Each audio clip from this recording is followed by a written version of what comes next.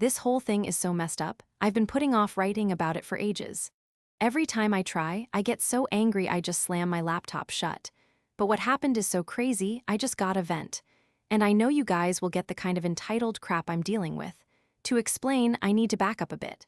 Okay, maybe a lot. But trust me, it's a wild ride. So, I'm the older sibling.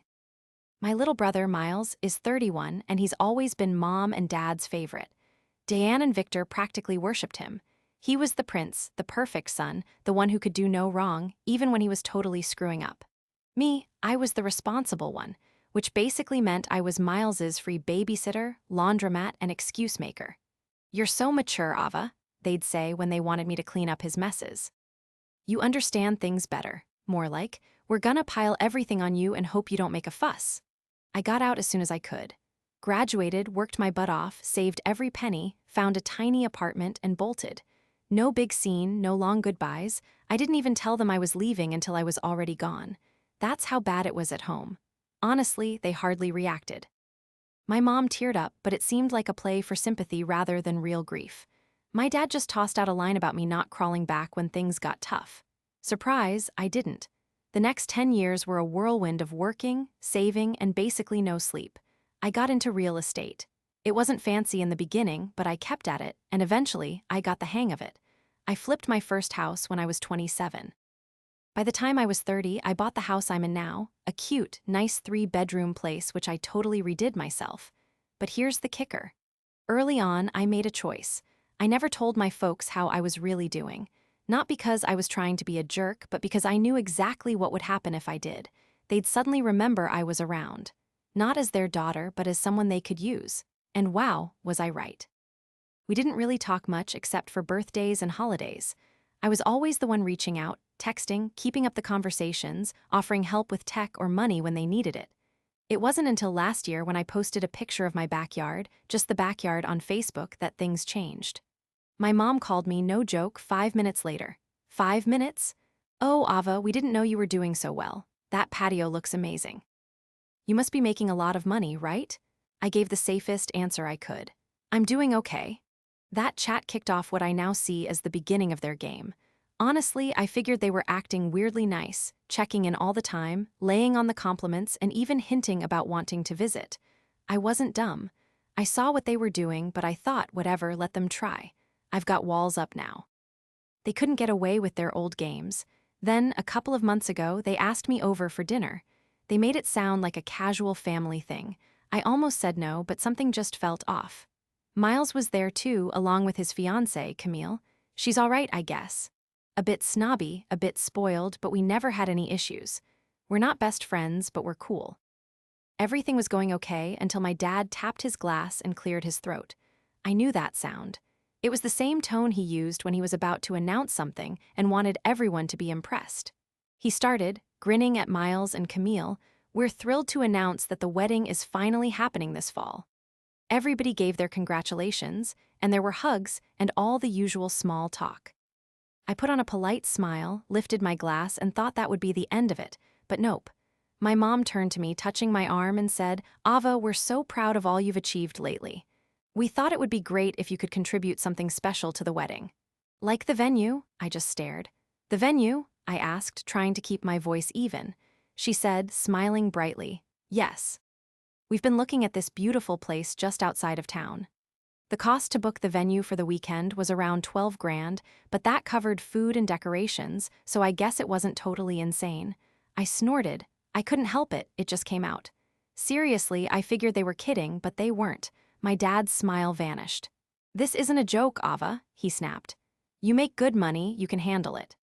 I put my drink down, trying to get my head on straight. Why on earth would I pay for Miles's wedding? I wondered out loud. Did they even ask him to chip in? Silence fell over the room. Camille looked super awkward. Miles fidgeted but didn't say a word. My mom chimed in then. "Miles is stressed with work, and weddings cost a fortune. We just thought since you don't have your own family and you're doing so well financially, it would be a lovely thing to do." There it was, that same old song and dance, since I didn't have a family of my own. I took a deep breath and just said, "No." Simple as that, firm. My dad's face flushed red. My mom looked like I'd just punched her. Miles still kept his mouth shut. No, my dad echoed, leaning towards me. I am not paying for their wedding. It's not my problem. You're being selfish, my mom shot back. We've always supported you, and this is how you treat us? That's when I laughed again.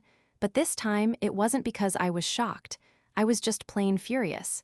See, they didn't have a clue, never even bothered to wonder, actually. They were all about that house, going on and on about how great it was, and now they think they can just come in here and kick me out. Well, that house has a secret, you know?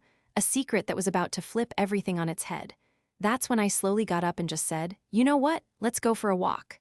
My mom just blinked at me. "What are you talking about?" "To my car," I answered, keeping my voice real steady. "I want to show you something." My dad looked at me kind of sideways, but he still got up. Miles and Camille looked at each other, you know? She looked like she wanted to say something, but then she just didn't. We all went out to the driveway, and you could just feel the awkwardness hanging in the air. My heart was thumping, not from being nervous, but because of all the years of feeling pushed aside. I'd spent so much time just letting their words slide, letting them dismiss me, always expecting me to be the one who backed down. But tonight, something inside me just snapped. I was over being the quiet, good daughter who always took the high road. I opened the glove compartment in my car, took out this folder, and just gave it to my dad. He took it kinda weird, flipped it open, and just frowned. "What is this?" he asked. I leaned against the car, arms crossed. "It's the deed to the house." My mom came closer, squinting at the papers. "Why are you showing us this?" I said slowly. "Because it's not just the house I live in. It's my house. I didn't rent it. It wasn't like I just got lucky. I bought it. I built that whole place, every single bit of it. I hammered every nail, laid every kitchen tile myself. I paid for it all, every penny. And let me be crystal clear. Nobody, not you, not Miles, nobody has any claim to it. Or to my money. I figured they'd shut up, but of course, Dad couldn't resist. You don't have to rub your success in our faces, Ava, he said. We raised you. You wouldn't even be here without us." I chuckled, but it was a hollow, sad kind of laugh. "Raised me? You raised me to be your little errand girl. You raised me to cover for Miles. You raised me to always put myself last so he could be the star. And now that I've finally got something for myself, suddenly you think you deserve a piece of it?" Camille, to her credit, looked more and more disgusted with every word I said. She tried to give Miles a nudge, hoping he'd say something, but he just stood there, arms crossed, avoiding my gaze. "I can't believe this," Mom said, shaking her head. "We're your family, Ava. We've always been there for you." "Oh yeah?" I snapped, my voice getting sharper. "You were there when I wanted something, that's for sure, but not when I needed help. Not when I was pulling double shifts to pay for college. Not when I was freezing my butt off in a freezing apartment and you told me to suck it up instead of lending a hand. But now that I have something worth grabbing, suddenly we're family again." The silence that followed was heavy, suffocating. Nobody said a word. Even the street outside seemed quieter. Then Miles finally spoke. "Look, you don't have to make such a big deal out of this," he said. "We just thought you'd want to share." I turned to Miles, and for the first time, I let my true feelings show. "Seriously, Miles, you wanted me to help out, like I always did, like I always have. Bailing you out, footing the bills, letting you coast while I busted my butt." He just scoffed. "It's just a wedding, Eva." And I said, "Exactly, just a wedding, so why don't you pay for it?" He started to say something, but then just clamped his mouth shut. My mom was pissed now, I could see it. Her hands were fisted, her jaw locked. "You think you're better than us now, huh?" I said. "No, I think I just finally stopped pretending I wasn't." That's when my dad dropped a line I never would have imagined. "Well, maybe you shouldn't live around here if you're so high and mighty." I blinked. "What?" He repeated it, crossing his arms. "This neighborhood is for families. Not, well, people who don't even care about theirs." That hit me harder than I thought it would. Not because it stung, but because it proved what I'd been thinking for a while. They weren't just after my money. They were straight up jealous. Jealous I'd actually done something with my life. Jealous that I'd escaped. Jealous they couldn't boss me around anymore. I just looked at him for a moment. Then, even though I was absolutely fuming inside, I smiled. "You know, that's interesting you say that," I told him, and that's when I dropped the second bomb. "The deed. Check the back." My dad paused, then flipped it over. His face just drained of all color. He handed the paper to Mom, and she looked as baffled as I felt. Her mouth just hung open for a second. Miles peered over her shoulder, squinting. "What's all this about a trust?" Mom finally asked, real slow. I told her, "It's about the trust fund, the one I set up when I bought this house. I've been putting money in it for 6 years now." "It's not just for me anymore," I added. It's for you guys, for your future anyway. There was this awkward silence, like they were trying to figure out what I just said. Dad blinked a couple of times. What do you mean? Why would you put money in a trust for us? He asked. I said, look, despite everything, I'm not a total monster. I figured someday, when I'm not around, you might need some help. Like, maybe when your retirement money runs out, or when Miles needs bailing out of another jam. So I set it up, I finished. You can get to it in about 2 years, but there are a few rules. Conditions? Mom was still reeling, her voice shaky. What kind of conditions? I said. Simple ones. You have to show you've been responsible with money for the past 5 years. That means no blowing cash on junk, no begging for handouts, and absolutely no trying to guilt trip me into paying for your son's wedding after ignoring all the sacrifices I've made. Dad straightened up, still holding the paper. You can't do that, he said. This is our money, Ava. I shook my head. No, it's not. Okay, so this is the money I saved up, and it's for you guys, for whenever you're ready to take help from me on my terms. Honestly, I could have just kept it all, but I didn't. The quiet just kept getting heavier, you know? It was like a physical thing, weighing us all down. Dad was still just staring at the paper, like he was finally getting it. Why didn't you tell us about this? Mom finally asked, her voice softer now, not yelling, just confused. Why would you keep something like this a secret? I said, because. Every time I tried to talk to you guys, you acted like I was a pain in the butt. You only came around when you needed something. So I figured I'd set this up, quietly, no expectations. Just in case. And honestly, I didn't want you leaning on me again. Mom's face turned all red. She took a big breath, trying to stay calm, but it was pretty clear she was about to lose it. You think we've been using you? She asked, her voice cracking a little. I think you've been expecting me to be your safety net, I corrected. But it's over, no more. Miles was shifting around behind us, still looking at the trust papers like they were from another planet. Camille kept glancing between us, her face blank. Well, I think this is a little much, don't you? Miles finally said. I mean, we're family. I didn't ask you to pay for my wedding. I just thought you might be willing to help out, that's all. I stared at him, this tightness gripping my chest. Honestly, I'd spent years and years patching up his life, bailing him out, cleaning up his messes, and it finally hit me, I was through. He'd never owned up to anything, not his life, not his choices, and I wasn't going to be his crutch anymore. No, Miles, I said, forcing my voice to stay steady. You never asked, but you never had to. You just always figured I'd be there to fix everything. I stopped. And I'm not doing it anymore. Those words just hung there, heavy and thick. The air in the driveway was suddenly suffocating, heavy with tension, regret, and this awful feeling that something inside me had snapped and it wasn't going back. What now? My mom's voice, tiny and lost, finally broke the silence. You figure it out, I told him. You've been going through life thinking I owe you something just because I'm your daughter. Well, I don't, and I'm not carrying that weight anymore. I stepped back, and the cool air on my face felt good. It was almost like this huge weight was finally rolling off my shoulders, like I was finally putting my own life together. But I'll give you something, I said, looking back at them one last time. I'll leave the trust alone. But only if you show all of us that you can stand on your own 2 feet without begging for help. That means no more expecting handouts, no more games. All right, listen, from now on, if you want in, you gotta prove you can handle things yourself. My dad just stared at me, his face a total mess of surprise, and I don't even know. You're gonna throw this in our faces? He asked, his voice tight. Nah, I said, shaking my head. I'm giving you a real shot at making your own decisions, your own life. I was done rescuing them, but I also wasn't just gonna ditch them. The decision was theirs now. A beat of silence hung in the air while everyone figured out what I'd just said. I was all over the place emotionally. Happy, ticked off, and just so done. But mostly, I felt free. For the first time in ages, I wasn't being crushed by what they wanted or feeling guilty for being their safety net.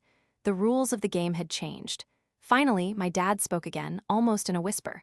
So you're just leaving after everything? I looked right at him, solid as a rock. I'm not leaving. I'm just finally taking charge of my own life. And then I turned and went back toward the house, leaving them standing there in the driveway. I had no clue what was gonna happen. Would they try to get even? Would they play by the rules? Who knew? But one thing was crystal clear. I wasn't the person they thought they could control anymore. And that felt like a win. I walked inside, leaving my parents and Miles out there, and quietly shut the door behind me. The stillness inside was almost deafening, like it was trying to figure out everything that had just gone down. I stood there for a beat, trying to get my head on straight, trying to catch my breath. But I knew deep down this wasn't the end. It was just the start. The next few days were crazy, to say the least. I did my normal thing, but everything felt off like the quiet before a tornado. I didn't hear from my folks right away, but I could feel their anger just below the surface. I could sense it whenever I walked by them, in the kitchen or the hall. They were fuming, but they were also plotting. I knew they'd try to twist things, make me feel bad for standing up for myself like always. Then, 2 days after everything, the phone rang. It was my mom. "Ava, we need to talk," she said, her voice all sugary but with a bite that made me shudder. "I think we've talked enough," I said back, keeping my voice steady, my heart still racing. "No, honey, you're not getting the whole story," she went on, her voice now full of fake worry. "We've been worried about you. We know you've been stressed lately with work and now with everything going on with Miles' wedding.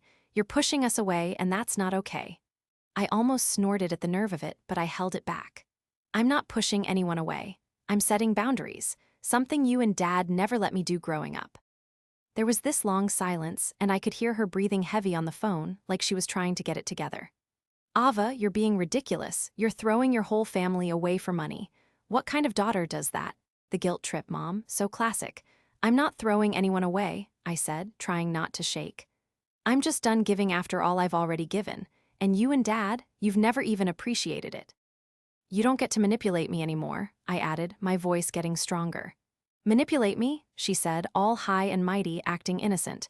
"You think we've been manipulating you, using you? Ava, that's awful." I could practically see the fake tears welling up. "She's a pro at playing the victim, that one." "Yes, that's exactly what I think," I snapped back.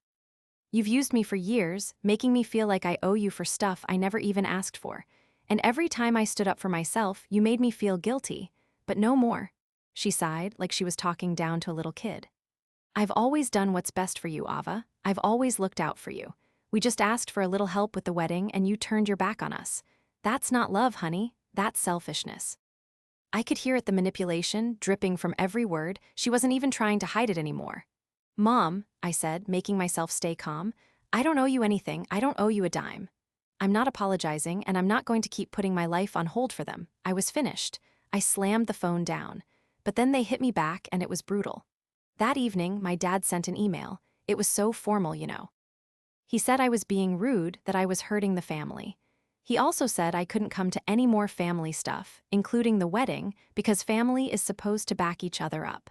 And then the worst part: "If you feel this strongly about not being involved, we suggest you sell the house and move out, since you don't want to be part of this family anymore." I just sat there, completely shocked. My own parents, the people I'd done so much for, were threatening me because they couldn't accept that I wouldn't always do what they wanted. The nerve of it all made me so angry, but I wasn't going to let them win. I didn't reply right away. I waited. I let them simmer for a few days, let them get even madder until they thought they had me. And then the calls started coming from Miles. And from Camille. They started with the begging, the guilt trips. "Miles just wants the wedding to be perfect," Camille said. "You don't want to mess up his happiness, do you?" I didn't say anything at first. I just sat there, biting my lip, trying so hard not to yell. Then Miles called. His voice was all soft and sweet, but I knew he was still trying to play me like always. "Ava, come on," he practically begged. "This is important. It's just a wedding. I need your help. Don't you care about me? We're family." "No, Miles," I said, keeping my voice firm. "I'm not helping you out of this mess. You should have planned better." There was this huge silence on the phone. Finally, he mumbled, "You're being unreasonable." "No, I'm being honest," I shot back. "You don't get it. You've used me my whole life. I've always been there for you, and I'm done." But the manipulation didn't stop. They started whispering lies to everyone else, saying I was selfish and rude. They even claimed I was cutting them off for no reason at all. It was all a big game to them: paint me as the bad guy, make everyone think I was the problem, the one tearing the family apart. But I wasn't falling for it. I knew they were twisting things to make me look bad, but I wasn't letting them control the story anymore. No way. After everything, I decided enough was enough. I went to a lawyer and had them write a formal letter to my parents, making it crystal clear I wasn't playing their manipulative games anymore. I sent them all the paperwork for the trust fund, pointing out that they couldn't boss around how the money got spent. I also made sure the house was legally mine, just to be safe, you know? I didn't give them any heads up before I sent it. The whole thing blew up fast. My folks and Miles tried calling, but I wasn't answering. I just let them deal with the mess they'd made. Then, a couple of weeks later, I got a text from Camille, of all people, apologizing. She said she was bummed out about my parents and that she wished things could have been different. But it was too late, way too late. The damage was done, and I wasn't gonna let them back in my life so easily. Things are calmer now. My parents tried to get in touch a few more times, but I've kept them at arm's length. I'm just focusing on myself now, my job, and my own peace of mind. I've stopped carrying their baggage, and for the first time in a long time, I feel like I'm actually living for myself. As for Miles, well, he never did get the help he wanted for his wedding. He figured it out eventually, but I don't think it was the big, fancy wedding he'd been dreaming of. I don't regret what I did. I don't have to be anyone's safety net anymore.